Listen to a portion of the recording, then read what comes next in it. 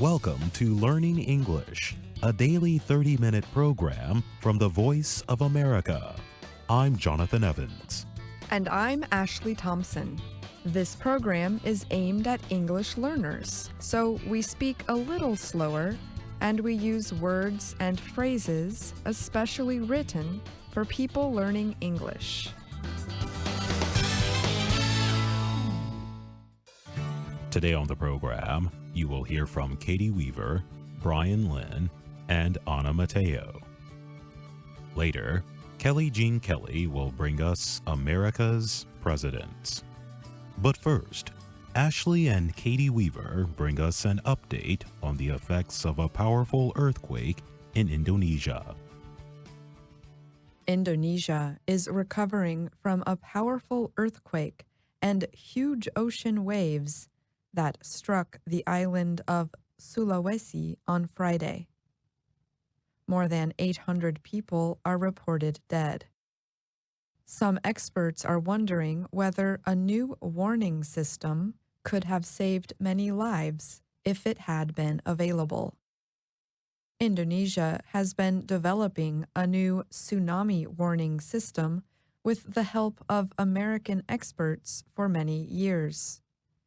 However, the Associated Press reported that it was not available for use because of delays and disputes. The AP reported that fighting at government agencies and delays in finding $69,000 needed to finish the project stopped the system from warning the public. The system is still a prototype and was developed with $3 million from the U.S. National Science Foundation. The magnitude 7.5 earthquake caused waves of up to 6 meters in height. The deaths show the weakness of the old system and the lack of public knowledge about what to do if such an event happens. To me, this is a tragedy for science, even more so a tragedy for the Indonesian people, said Louise Comfort. She is a disasters expert at the University of Pittsburgh. She has led American efforts to develop the project. Engineers from the Woods Hole Oceanographic Institute in the American state of Massachusetts and Indonesian scientists and disaster experts also took part. Comfort said it is difficult to think about the large number of deaths that could have been prevented. In 2004, a huge tsunami killed an estimated 230,000 people in 12 countries. More than half of those killed lived in the Indonesian province of Aceh. After the 2004 tsunami, an international effort was launched to improve tsunami warning systems. That effort was mostly in the Indian Ocean area and Indonesia. The effort included setting up 22 buoys connected to sensors at the bottom of the sea. The sensors could send warnings before a tsunami hits land. However, a large earthquake off the island of Sumatra in 2016 demonstrated that none of the buoys were working. Each of the devices cost hundreds of thousands of dollars. Indonesia's current tsunami warning system uses stations that measure seawater height and seismographs. People are warned with sirens and text messages. After Friday's earthquake, the government sent a tsunami alert that warned of possible waves of 0.5 to 3 meters. The government ended the warning at 6:36 p.m. local time. The government said the warning ended after the tsunami hit. It is not clear what time tsunami waves struck the Sulawesi city of Palu. The old system was working, but it has limited effectiveness, Comfort said. She said the government ended the warnings too soon because it did not have any information from Palu. Adam Switzer is a tsunami expert at the Earth Observatory of Singapore. He said criticizing the government is a little unfair. What it shows is that the tsunami models we have now are too simplistic, he said. He added that models cannot measure more than one event, such as many earthquakes at the same time. Harkunti P. Rahayu is an expert at the Institute of Technology in Bandung. She said the loss of electricity after the earthquake meant that tsunami warning signals did not work. The proposed system would use sensors on the seafloor, sound waves, and fiber optic cable to replace the old system. It also would provide a warning within 1 to 3 minutes, much faster than the older system, experts said. However, the new system needs just a few more kilometers of fiber optic cable to connect it to a station on an island. From that island, information would be sent to the government agency overseeing warnings and to disaster officials. The AP first reported on the new system in January 2017. At the time, the project was waiting for Indonesia to provide money for the cables. Since then, there have been budget cuts, and the project has moved from one government agency to another. Those agencies fought over power and responsibility until the project stopped, Comfort said. Indonesian officials, who have been supportive of the new early warning system, did not immediately answer requests for comment. Since the 2004 tsunami, some disaster officials in Indonesia have resisted a new warning system. They say the earthquake itself is the tsunami warning. After an earthquake, everyone should go to higher areas, the officials say. Gavin Sullivan is a disaster expert who works for the Indonesian city of Bandung.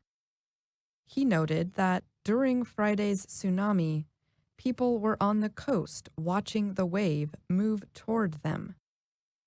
That shows that education efforts about staying safe during a tsunami event have failed.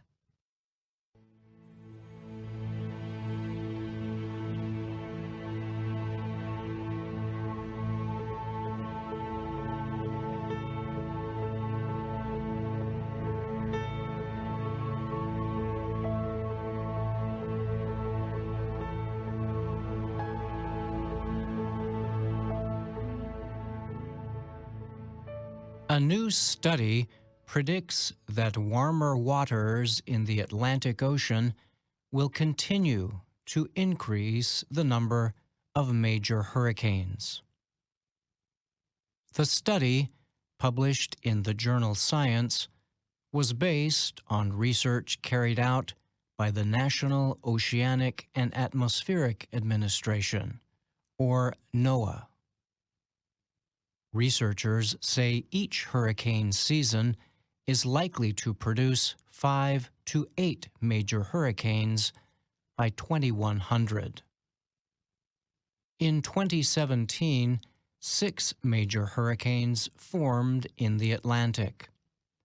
3 of them, Harvey, Irma, and Maria, made landfall. The storms hit parts of the United States and Caribbean, causing loss of life and an estimated $265 billion in damages. Since 2000, the Atlantic has averaged 3 major hurricanes a year. Before that, the average was closer to 2. So far this year, only one Atlantic hurricane, Florence, reached major strength. The new study used a computer modeling system developed by NOAA to simulate different climate conditions. Researchers say they were able to correctly predict the active hurricane season in June 2017. Additional experiments showed that the main driver of the 2017 hurricane activity was a much warmer Atlantic Ocean. Hiroyuki Murakami was a lead researcher on the study. He is also a climate scientist and hurricane expert at NOAA. He says the climate simulation system is an effective tool to help estimate current and future storm activity. This new method allows us to predict hurricane activity as the season is happening, as well as take into consideration the likely contribution of climate warming, Murakami said. We will see more active hurricane seasons like 2017 in the future, he added. Murakami told the Associated Press his team found that a combination of natural conditions and man-made climate change are making Atlantic Ocean waters warmer. Man-made causes included the burning of coal, oil, and gas. Warm water is important because it acts as a fuel for hurricanes. Water has to be at least 26 degrees Celsius for a storm to form. The warmer the water, the more a hurricane can resist forces that would cause it to weaken. The Atlantic is predicted to warm faster than the rest of the world's oceans. This is why the study estimates the number of major storms will probably increase by 2 or more on average. And warm water is especially affecting one important area, Murakami said. This box-shaped area includes a large territory south of Florida and north of South America, extending all the way east to Africa. Some of the strongest Atlantic hurricanes form off the coast of West Africa, before heading west toward the Caribbean and the U.S. East Coast. Ocean water in this box-shaped area averaged 0.4 degrees Celsius warmer than normal throughout the 2017 season. Murakami said the temperature was very unusual for a 6-month time period. Some outside experts had issues with parts of Murakami's study. Brian McNulty is a hurricane researcher at the University of Miami. He told the AP it makes sense that unusually warm water caused the extra hurricane activity in 2017. But he was not willing to completely blame climate change. Hurricane seasons don't just keep getting more active as the climate warms. There is enormous variability, McNulty said. Kevin Trenberth is with the National Center for Atmospheric Research. He took issue with the fact that the study did not include research on large increases in ocean heat in deeper ocean areas. Trenberth said this can also be caused by climate change. I'm Brian Lynn.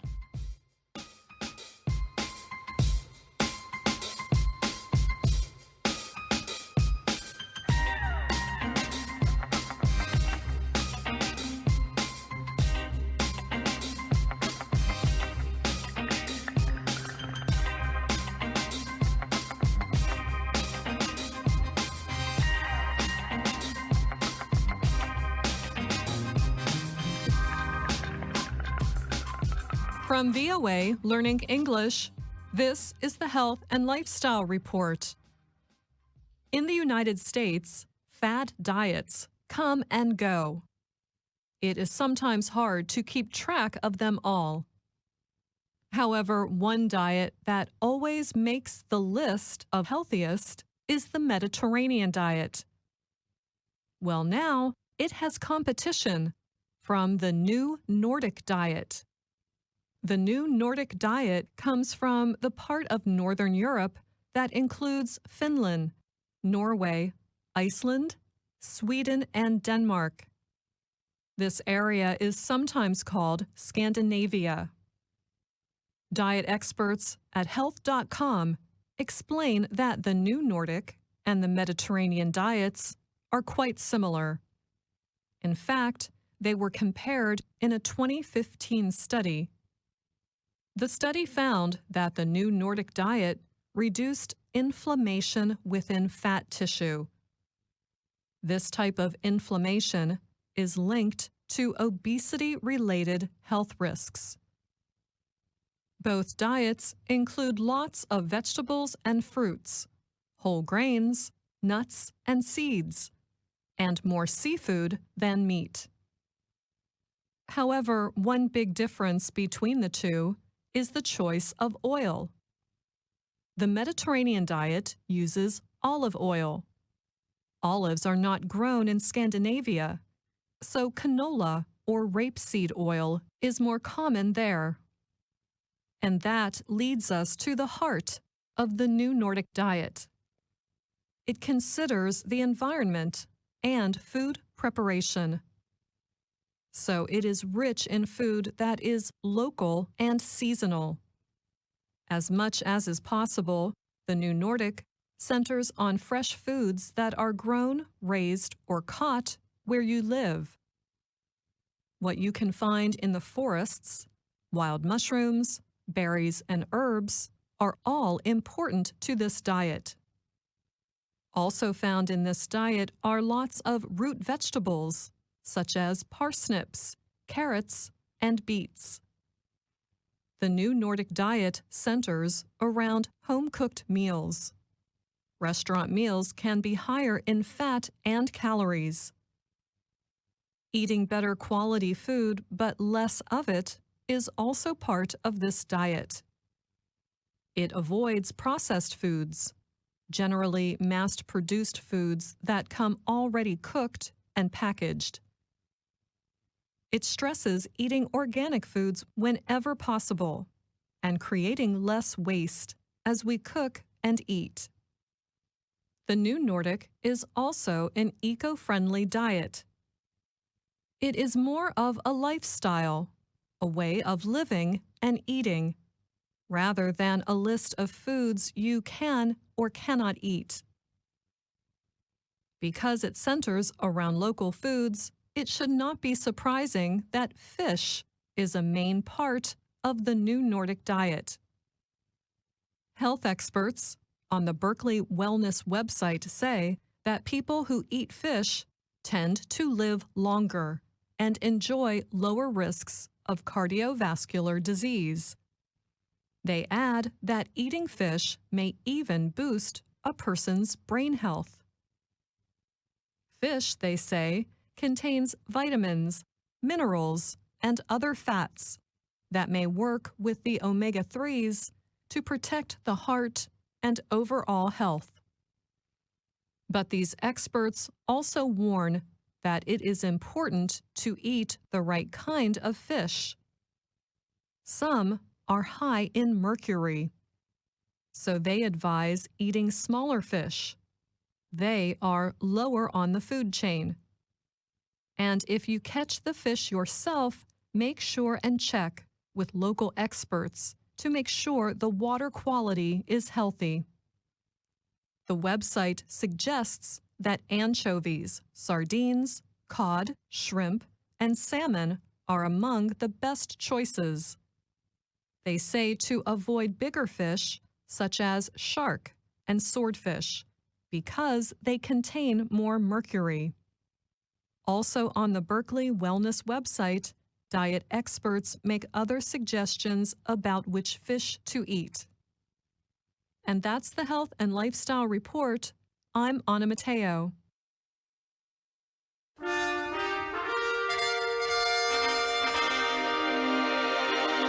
VOA Learning English presents America's Presidents.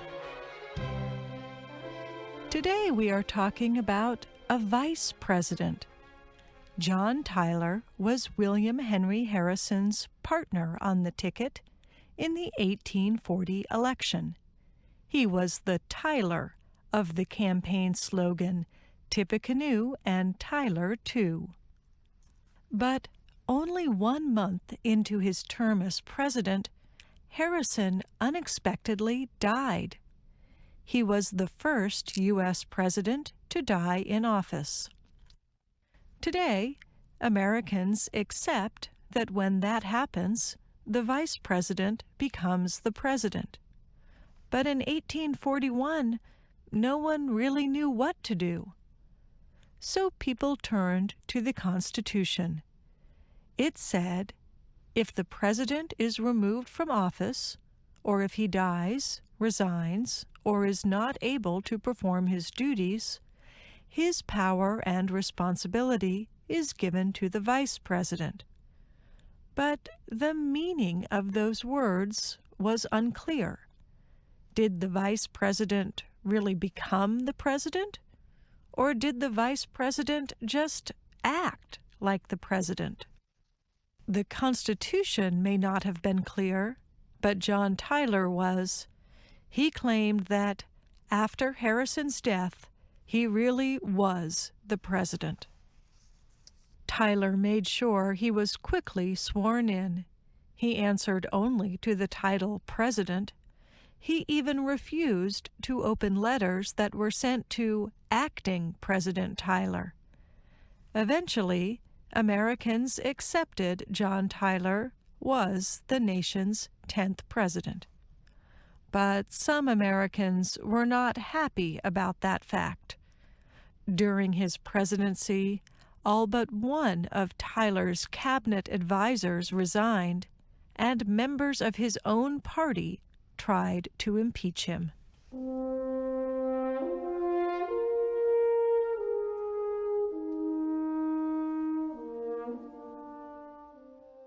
Tyler was from the southern state of Virginia, home to 5 earlier U.S. presidents. Like many of the leaders before him, he was a lawyer from an upper-class family who owned slaves. He strongly supported the power of the states against the federal government, expansion of slavery, and rule by a small, elite group. But the United States was starting to change. For example, President John Quincy Adams had proposed creating a national system of roads. The Missouri Compromise of 1820 limited slavery in new states in the Northwest. And in the 1830s, many white men who did not own property earned the right to vote. In other words, the U.S. was becoming more national, abolitionist, and equal. Tyler resisted these changes. He fought against them as a member of the U.S. House of Representatives, a governor of Virginia, and a senator. His fight reached a crisis during the presidency of Andrew Jackson. The two men belonged to the same party, the Democratic Party. However, Tyler hated Jackson's populist policies and use of presidential powers against the states. In the middle of the 1830s, Tyler joined with several other political leaders to create a new anti-Jackson party. They were called the Whigs.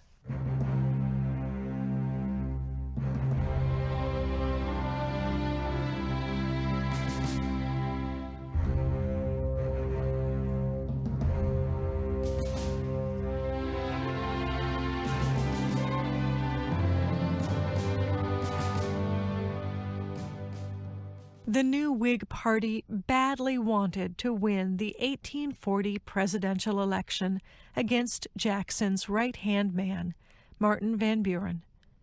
They proposed John Tyler as the party's vice presidential candidate because they hoped he would appeal to Southern voters.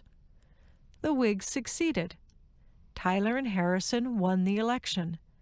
The new party expected that they would be able to achieve many of their policy goals. But then Harrison died, and Tyler unexpectedly became president. Tyler kept Harrison's cabinet of top advisors, but he did not accept their advice. Whig lawmakers presented bill after bill to Tyler, but he failed to support the measures. He believed they gave too much power to the federal government over the states. In anger, all but one of Tyler's cabinet members resigned. Then Whig leaders officially declared that Tyler was no longer part of their group. The following year, they even moved to impeach him. He became known as a president without a party. Tyler was able to achieve one major political act, however. 3 days before he left office, he signed the law that made Texas a state. Perhaps wisely, Tyler withdrew from the next presidential election. He eventually withdrew even his support for the federal government. He became a leader in the movement for Southern secession. In other words, he believed the Southern states had the right to separate from the North and leave the Union. In time, the separation between the South and North would lead to the Civil War.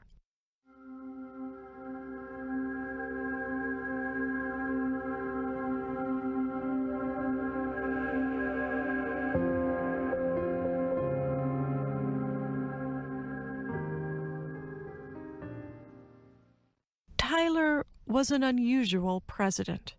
He took office in an unusual way, and he took the unusual step of vetoing legislative action proposed by his own party. His family life has other unusual details. Tyler was the first president to get married while in office. He was the president with the most children, and 2 of his grandchildren remained alive until well into the 21st century. In 1844, Tyler married Julia Gardner. She was his second wife. His first wife, Letitia, had died 2 years earlier. John and Letitia Tyler had 8 children together. Since Julia Gardner Tyler was 24 years old, 30 years younger than her new husband, the two had plenty of time to have another 7 children. And because one of their sons had children in the 1920s, 2 of Tyler's grandchildren are still alive as of early 2017.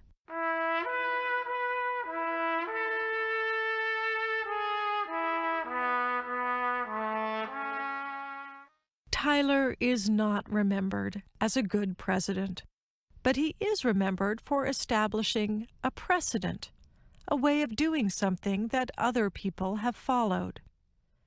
The Tyler precedent permitted the peaceful transfer of power from president to vice president in 1841, and it eased the transition after other presidents have died since then. In 1967, the Constitution was even changed to clarify what Tyler had claimed all along. When the president dies, the vice president becomes the new chief executive. And that's our program for today. Listen again tomorrow to learn English through stories from around the world. I'm Jonathan Evans. And I'm Ashley Thompson.